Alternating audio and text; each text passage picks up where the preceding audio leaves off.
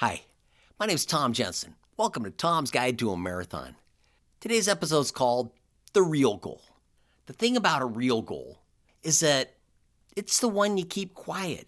You don't blast about it on the Facebook, you just keep it to yourself. And it comes deep and personal, and you know you're working towards it, and very few other people realize what's going to happen. But you do it.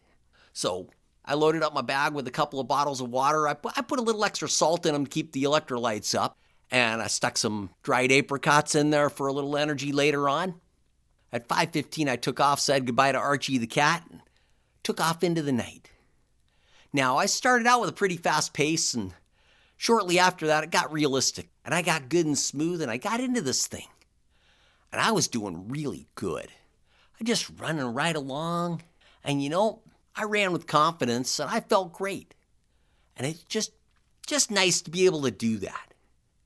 I got up to the convenience store on Warm Springs by the Lucky 13 Pizza and I realized I'd made a big mistake and I was thankful I brought a little cash with me. I forgot fresh water. My body wanted fresh water in addition to the salt. It didn't need that much salt. So I bought myself a bottle of water, refilled it like 3 times on the run, and what a difference that made. It just helped to stay hydrated on this run. Now, no run is ever going to be perfect, and it just happens. So this run, my high-tech stuff didn't really come through like it's supposed to. I was about a mile behind on my measurements. I knew that much, but that's what it was. And so I wasn't quite sure. Well, I ran up the road, and I thought, the summit of the hill is a perfect spot, whether it's too short or too long. I don't know, but I don't want to go down the other side of that hill and back up, so there you go. I'm turning around right here. And I did. On the return trip, the sun was out, and I let myself be tired.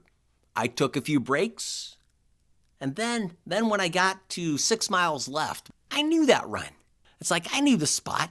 The same park is right there at 6 miles. I can do this. And so I decided it was time to run home. I turned on my running speed again, and home I went. It was the decision to finish the race.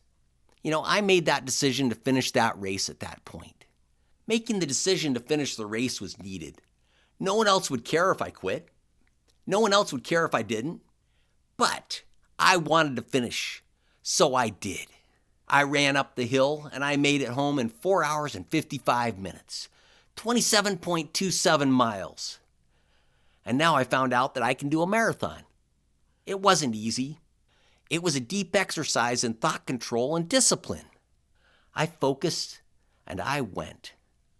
The time and distance faded into wherever it goes.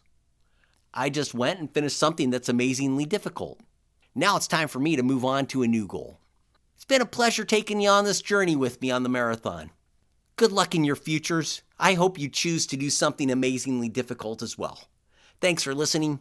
I'm Tom Jensen. You have a great day.